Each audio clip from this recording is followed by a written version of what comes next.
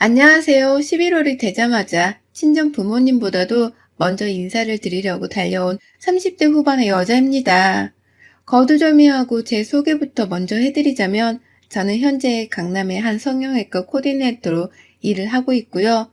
참고로 제가 일하는 그 병원은 바로 저희 친정아버지가 운영하시는 곳입니다. 그냥 보통의 직장으로 따져본다면 제가 아버지 백으로 회사에 들어온 사장 딸 정도가 될 것 같습니다. 아버지는 제가 자신을 따라 의대에 갔다가 병원을 물려받길 원하셨어요. 제 아래 위로 형제자매가 있는 것도 아니고 자식이라고는 저 하나뿐이라 그런 생각을 당연스레 하셨겠죠. 하지만 제 머리가 도무지 의대를 갈 정도로 비상하지 못했고 그만한 노력도 못하다가 결국 의대 진학을 포기했어요. 재수까지 하고서 겨우 경영학과에 지원을 했다가 그것도 적성에 안 맞는다며 결국 어찌저찌 살다 보니 병원 코디네이터 자격증을 얻어서는 이 일을 하고 있네요. 아버지 덕분에 제 밥벌이 하나는 하고 사는 운 좋은 애였답니다. 워낙 속 썩인 게 많아서 부모님께는 자리를 잡고 난 후 정말로 효도를 잘 하면서 살려고 했어요. 좋은 사람 만나서 결혼해 잘 사는 모습도 꼭 보여드리려고 했죠. 그런데 저는 평생을 불효만 떨며 사는 팔자인 건지 결혼을 하면서도 또 한 차례 저희 부모님의 가슴에 대못을 박는 불효를 저질렀네요. 제가 지금 결혼한 지가 어느덧 5년 차인데요. 30이 넘어서까지 연애 한 번 제대로 해보지를 못한 채 계속해서 결혼 소식 없이 살다 보니 저희 부모님께서 여기저기 맞선 자리도 알아봐주고 특히 아빠는 주변 후배들이나 친구들 자식 중에서도 상대남을 주선해주면서까지 노력을 하셨어요. 아무래도 당신 딸을 의사로 만들지는 못했지만 의사 사위는 꼭 보고야 말겠다고 생각을 하신 듯 했습니다. 아빠가 대단한 큰 성형외과를 가진 건 아니었지만 그래도 자기 병원 개업하고 조그만 하더라도 원장 소리를 들으며 사신 것에 자부심이 꽤 있으신 분이셨어요. 그러니 그렇게까지 제 결혼남의 조건을 유별나게 따지고 들려 하셨고요. 하지만 아무리 맞선을 봐도 다 별로였고 결국 제가 결혼하겠다고 데려간 사람은 다름 아닌 학원 선생이었습니다. 강남 길거리에 학원이 널리고 널렸잖아요. 거기서 중학생 애들을 가르치는 선생이었는데 저랑 여러 번 길거리에서도 마주치고 하다가 둘이서 같이 알고 지내던 대학 동기가 알고 지내라며 단순한 소개를 시켜주면서 이건 운명이구나 싶었죠. 그렇게 애고도 없이 서로 좋아하는 감정이 싹 터서는 각자의 부모님께 결혼 허락을 받겠다고 다녔고요. 저희 부모님은 뭐 난리도 아니었네요. 평소 제가 뭘 하고 살던지 말던지 관심도 없던 엄마까지 나서서는 결혼을 반대하셨을 만큼 저와 남편의 집안 차이가 꽤나 크게 났습니다. 오죽했으면 저희 커플을 소개시켜줬던 친구까지 전화가 와서는 너네 엄마가 전화하셨어. 너네가 사귈 줄은 당연히 꿈에도 모르고 소개를 시켜준 건데 이성관계로 발전을 하면 어쩌자는 거야. 걔는 그냥 학교 다닐 때부터 쭉 평범했던 애인데 아니다. 걔네 부모님한테 빚도 엄청 많을걸? 라면서 반대를 하더라고요. 참, 여러 사람이 저희 커플 하나를 헤어지게 만들겠다고 고생을 했던 때였답니다. 하지만 저는 그런 말들을 하나도 듣질 않았어요. 결혼이라도 부모님께 효도하면서 하고는 싶었으나 내가 잘 사는 모습을 보이는 것이 가장 큰 효도라고 생각을 했기 때문에 반대하는 결혼을 하는 게 불효라는 생각을 하지 못한 것입니다. 단순하게 말하자면 그냥 남편이 너무 좋아서 밀어붙여 버렸던 거예요. 이런 저의 판단력이 흐려진 모습들을 저희 친정 부모님께서는 훤히 보셨을 테고요. 그러나 그 비슷한 시기에 시댁에서는 저를 뭐 두 팔 벌려 환영해 주셨답니다. 병원 코디네이터라는 직업이 마음에 안 들어 하는지 처음엔 그거 한 달에 최저임금도 못 버는 거 아니니? 라며 월급을 가지고서 무시를 하던 시누이는 밤새 제 남편으로부터 제가 그 병원 주인의 딸이라는 소식을 접한 건지 태도가 180도 달라졌고요. 시어머니도 그와 비슷하게 저를 무슨 임금 딸 마냥 대하시는데 눈에 뻔히 보이는 변화가 가소롭긴 했으나 싫지 않았습니다. 나의 배경 또한 나 자신을 나타내는 거니까 결혼을 하면서도 아빠의 덕을 볼 수만 있다면 전 괜찮았어요. 이미 오래도록 아빠 덕을 보면서 살아온 저였기에 결혼을 하면서도 시댁으로부터 오히려 평생토록 까임방지권을 획득할 줄로만 알았죠. 시어머니나 시누이 그리고 남편도 자신의 경제사정보다 훨 여유가 있는 저를 괴롭히지만은 않을 것이라 생각했습니다. 그렇다고 저도 제가 가진 돈을 함부로 자랑할 생각은 전혀 없었고요. 하지만 결혼 생활은 정말 예상했던 것과는 정반대였어요. 무엇보다 믿었던 시댁 식구들에게서 하루하루 사기를 당하는 심정이었다면 믿으시겠어요? 부모님이 반대하는 결혼을 하면서 저도 많이 힘들었지만 그래도 남편이 제게 굳건한 신뢰를 줘서 견딜 수 있었습니다. 그리고서 결국 결혼을 하던 날 부모님도 어쩔 수가 없다고 생각을 하셨는지 식장에 참석을 하셨고 아빠는 저를 식장 안으로 데리고 들어가 주기까지 하셨어요. 그 후 신혼집도 제 명의로 병원 근처에 아파트 안을 구입해 주셨고 가전제품 같은 건 제가 너무 죄송스러워서 어떻게든 저 혼자 해결을 하겠다며 남편이랑 돈을 모으거나 가지고 있던 걸로 대체를 했습니다. 남편도 내내 저희 부모님께 죄송하고 감사하다면서 인사를 잘 하면서 살았고요. 하지만 막상 결혼을 시키고 나니 완전히 자기 집 식구라고 생각이 들었는지 저희 시어머니와 시누이는 갈수록 경우가 없어졌습니다. 처음엔 병원 딸이라고 잘해주기라도 했는데 결혼하고 3개월 차에 혼인신고를 하고 난 후로는 너무나 편하게 저를 대하더라고요. 거기에 약올림과 괴롭힘도 서슴지 않고 섞어가면서 말이죠. 남편에게 듣기로는 이 집안의 제사는 딱 2번, 설날과 추석 때뿐이라고 했습니다. 그 외에는 자기 부모님도 밖에서 돈 벌어오느라 바빠 제사고 뭐고를 못 지낸다고 하면서 말이죠. 그런데 결혼을 하고 나니 제사가 훨 더 늘어버린 겁니다. 갑자기 명절도 아닌데 조상님 제사를 지내야 한다면서 막 사와야 할 음식 목록들을 문자로 보내서는 대신 사오라고 심부름도 시키셨고요. 남편이랑 영문도 모른 채 시댁에 갔다가 정말로 제사를 지내다 오기도 했어요. 마치 제가 이 집안에 시집 오기 전에는 돈이 없어서 1년에 2번밖에 못 지내던 제사였는데 제가 시집 오고 나서는 대신 돈을 써줄 며느리가 생겼으니 조상님들한테 원 없이 제사를 지내보겠다고 작정을 한 분들 같았죠. 하지만 변한 건 그것뿐만이 아니었습니다. 밖에서 청소일을 하며 돈을 벌어오고 계시던 시어머니는 일을 갑자기 그만두셨어요. 밤새도록 야간 경비를 서면서 일을 하시느라 인사도 많이 드려본 적이 없던 시아버지도 일을 따라서 그만두시고는 집에 들어가 앉으시더라고요. 설마 이게 다 강남에 신혼집을 떡하니 사온 돈 많은 며느리 나 때문인가 싶었습니다. 그래도 설마 이렇게 대놓고 결혼을 하자마자 자신들의 일을 그만두곤 집에서 백수마냥 놀고 먹고 하겠나 싶었어요. 사람이라면 분명 염치라는 것이 있을 텐데 이렇게까지 무작정 일을 그만두는 계획 없는 사람들일까 싶었던 거죠. 하지만 제 불안감은 맞아떨어지더라고요. 시어머니는 일을 그만두자마자 저희 부부한테 이제 나이가 들어 밖에서 일하는 게 여간 힘든 게 아니야. 너희 둘이 함께 벌어서 생활할 텐데 다달이 50만 원씩이라도 좀 보내주면 안 되나? 라면서 용돈 얘기를 해오셨어요. 저희 부모님이야 뭐 당연히 자신들 노후 준비도 빵빵하게 되어 있으시고 지금 사시는 집값도 10억을 훨 웃돌고 아버지는 자신 명의 제주도에 별장도 가지고 계신 분이시거든요. 제가 감히 혼자서 우리 부모님 노후를 책임지겠다고 생각하며 살아본 적이 없었습니다. 그에 반해 남자친구는 계속해서 용돈을 시부모님께 드리고 있는 중이었고 그에 대해선 제가 터치 한번 한 적이 없었죠. 그런데 시어머니는 용돈 달라는 소리를 굳이 저한테 꺼내며 말씀을 하시더라고요. 처음엔 남편이 하고 있는 일이라서 나는 잘 모른다면서 대답을 했는데 어머님께서는 너도 같이 줘야지. 너도 이제 내 딸인데. 라며 말씀을 하시더라고요. 그러니 저는 바보처럼 그냥 용돈을 드리겠다고 말씀을 드렸습니다. 남편이랑 잘 지내는 와중에 시부모님이랑도 잘 지내면 좋을 텐데 처음부터 돈 문제 때문에 얼굴 붉히는 일을 만들고 싶지 않았거든요. 돈 50만 원이 저에게 그리 큰 지출도 아니었고요. 하지만 그 후 시어머니는 저에게서 돈 50, 남편에게서 돈 50, 총 100만 원씩을 다달이 받아가시면서도 점점 저를 더 굽어가는 딸로만 취급을 하셨어요.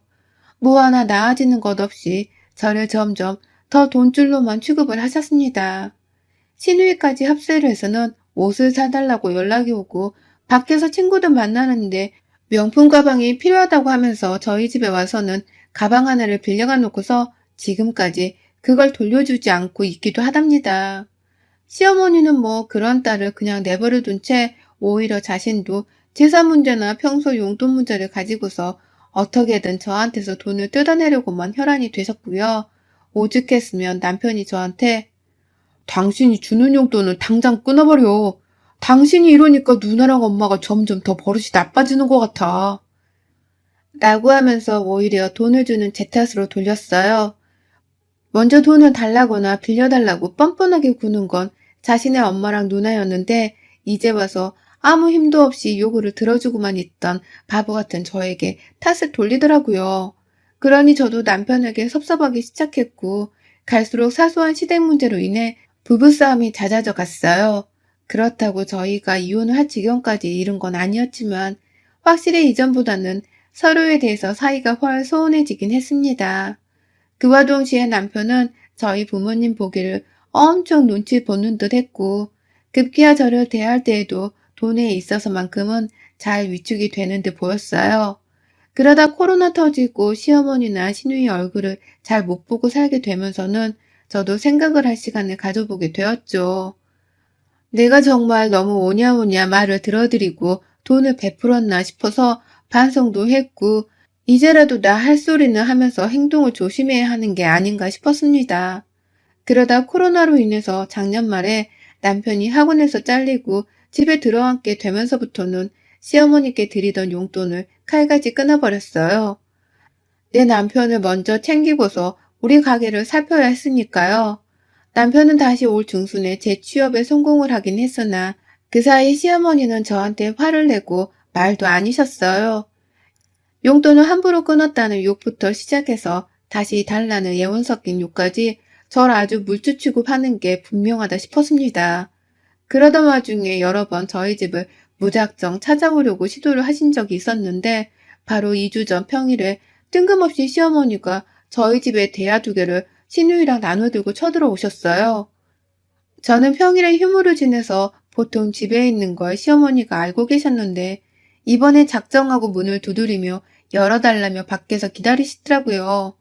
이게 뭐 하자는 건가 싶었는데 시누이는 잠깐 집에 들어와 대야를 놓고서는 다시 도로 밖을 나가더라고요. 그러더니만 한참 뒤에야 아주 끙끙거리면서 들어오는데 손에는 배추가 몇 포기 들려 있었습니다. 딱 4포기를 겨우 포대에 넣고서 들고 와서는 우리 김장하자 라며 싱글벙글 웃더라고요. 다시 한번 말씀드리자면 저랑은 전혀 사전에 얘기된 것이 없는 상황이었답니다. 그러니 저는 얼떨결에 휴무날 시어머니랑 시누이 등살에 밀려서 김장을 하게 되었어요. 김장철이 아닌 걸로 아는데 갑자기 김장을 해야 한다면서 꼴랑 배추 4포기만을 사들고 온 시어머니랑 시누이를 보며 황당함이 아주 하늘을 찔렀으나 꾹 참았습니다. 그렇게 제 집안에 있는 고춧가루랑 멸치액젓, 마늘이랑 생강 등등 각종 김치 양념에 필요한 조미료들까지 다 제 것을 꺼내 썼고요. 한참 그렇게 만들고 있다가 시어머니가 갑자기 야, 너 찹쌀풀 안 만들어? 라면서 심부름을 시키시는 바람에 쭈그려 앉아있다가 일어나서는 곧장 또 찹쌀풀을 만들러 갔죠. 영문도 모른 채 막 정신없이 김장을 하느라 분주했어요. 꼴랑 4포기니까 금방 끝낼 수 있겠다 싶어서 빨리빨리 하려고 노력을 했죠.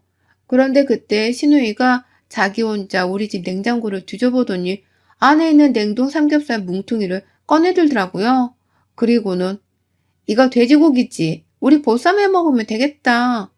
라고 하면서 곧바로 냄비에 물 하나 붓고서는 보쌈을 만들더라고요. 당연히 그 후 물 끓고 고기 삶아 자르는 것까지는 다 제 담당이었고요. 정말 이렇게 글로 쓰기도 정신이 없는데 직접 보는 광경은 더 아수라였습니다.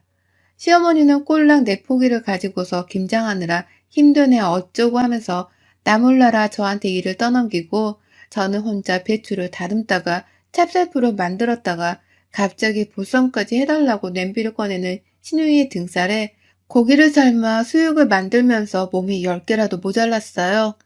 저것들을 빨리 내보내야겠다는 생각 하나만으로 무조건 빨리빨리 일을 밀어붙이려고만 작정을 했죠. 그러던 중 대충 된장품물에 삶은 보쌈은 금방 끝이 났고 시누이랑 시어머니가 나물나라 내버려 두고서는 뒷정리도 안 한 김치들을 정리하면서 보쌈을 차려들었습니다. 크기도 막 대충 썰어가면서 김치랑 돼지고기를 한 접시에 담아서는 그냥 드렸어요. 그리고는 저도 좀 쉬어야겠어서 옆자리에 앉았죠. 시누이랑 시어머니가 먹는다고 쉬는데 저 혼자서만 뒷일을 정리하면서 일을 할 이유가 없었으니까요. 그런데 제가 옆자리에 앉아서 한 숟가락 같이 좀 먹으려고 하니까 시어머니가 그러시는 거예요. 너 뭐하니? 저거 다 정리해야지.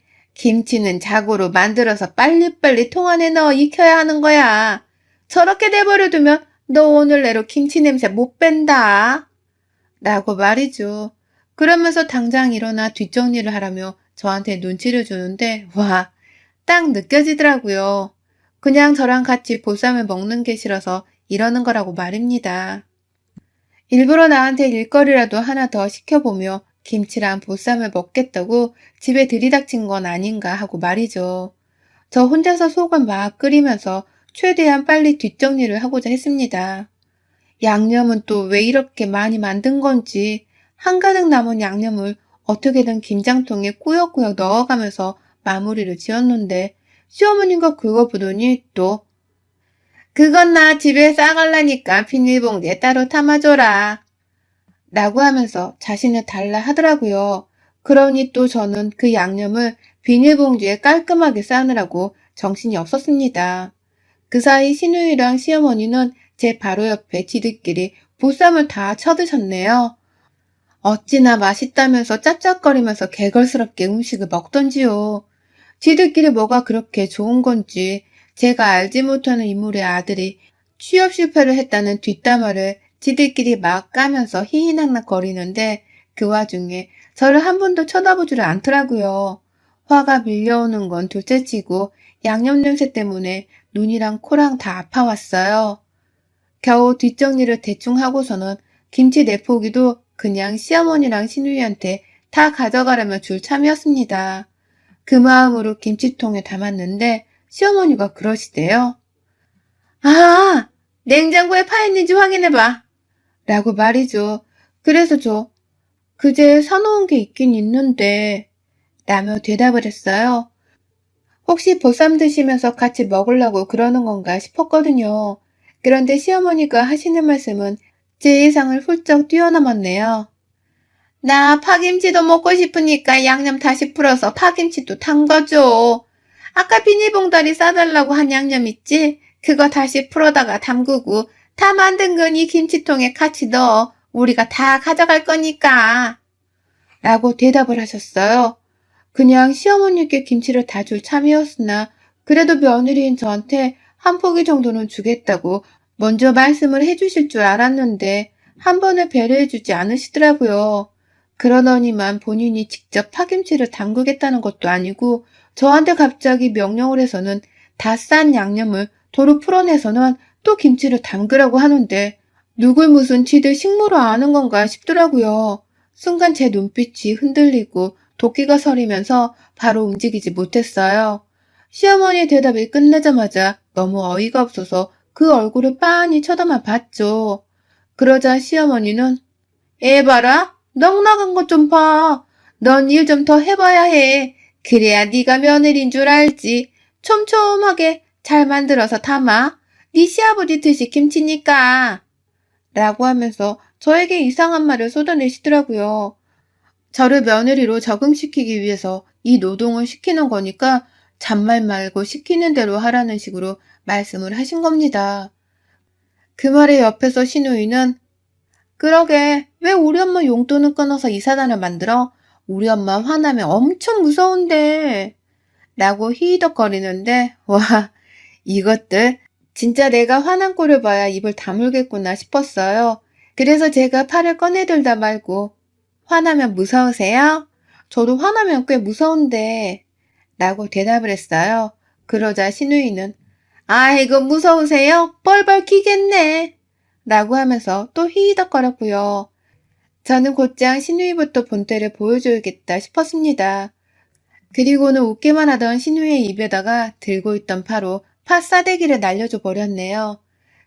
큼지막한 그 대파 있잖아요. 묶음으로 산 거라 고무줄에 묶여 있었는데 그 뿌리 부분을 잡고서는 줄기 부분으로 신우이의 얼굴에 싸대기를 가격하니 신우이가 보쌈을 먹다 말고 보쌈 한 조각을 뱉더라고요. 그때다 싶어서 저는 나도 화나면 무섭다고요. 남의 집에 기어와서 이것들이 보쌈을 잘 처먹고 갈 것이지. 라면서 신우이의 얼굴에다가 재차 팥사대기를 날렸어요. 지나가는 사람이 보면 오작동이 난 기계인 줄로 알 만큼 손이 생각보다 먼저 나가서는 신우이의 얼굴에 파로 난도질을 해버렸습니다. 같이 김치라도 담궈드려요? 그래? 한번 해보지 뭐. 라고 하면서 비닐봉지 속 양념까지 뜯어다가는 파에 버무려서 신우이의 얼굴에다가 확 비벼버렸어요. 그러자 옆에서 시어머니는 자기 딸이 맞아 죽는다 싶었는지 어머 얘가 사람 잡네. 애가 미쳤어. 사람을 잡으려 해. 라고 하면서 제 손을 어떻게든 부여잡고 폭력을 막아보려 하셨는데 제가 그만 신우이한테 팥사대기를 날리다가 시어머니께도 몇 대 한꺼번에 싸대기를 쳐가면서 맞춰내고야 말았네요. 그 바람에 시어머니도 김장 양념에 팥사대기까지 얻어맞으셨고요. 아이고 너 이게 뭐하는 짓이야? 라고 하면서 파가 입에 들어가기까지 해버렸다가 침을 퇴퇴 해가면서 절 피하는데 순식간에 시모랑 시누이는 보쌈을 먹으며 놀다 말고 배추 포기를 다 남겨둔 채 도망을 쳐버렸어요. 지들이 가져왔다가 나눔 없이 도로 싹 다 가져가려고 딱 배추 4포기만을 싸가져 왔을 텐데 결국 그 포기들을 며느리인 저한테 다 넘겨주고서는 빈손으로 팥사대기만 맞고서는 돌아가셨답니다. 그 덕분에 저 혼자서 김치 4포기를 가졌네요. 시누이한테는 파로 홍군형을 내줬고 시어머니는 딸내미 지키겠다고 섰다가 덩달아 싸대기를 얻어맞고서는 딸내미 데리고 주랭랑을 치셨고요. 그렇게 떠나고서는 시어머니가 전화를 해와서는 김치 담근 걸 택배로 보내라고 연락이 왔는데 끝까지 그지 새끼 면모를 잃지 않는 그 모습이 존경스러우면서도 한편으론 정말 역겹다는 생각도 들면서 다신 연락하지 말라 소리를 쳤습니다. 다음번엔 다른 걸로 난도질을 시켜드릴지도 모른다고 하면서 말입니다.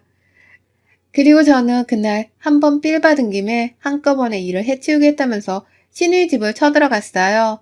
나한테 빌려갔던 명품 가방을 도로 뺏어오기 위해서 말이죠.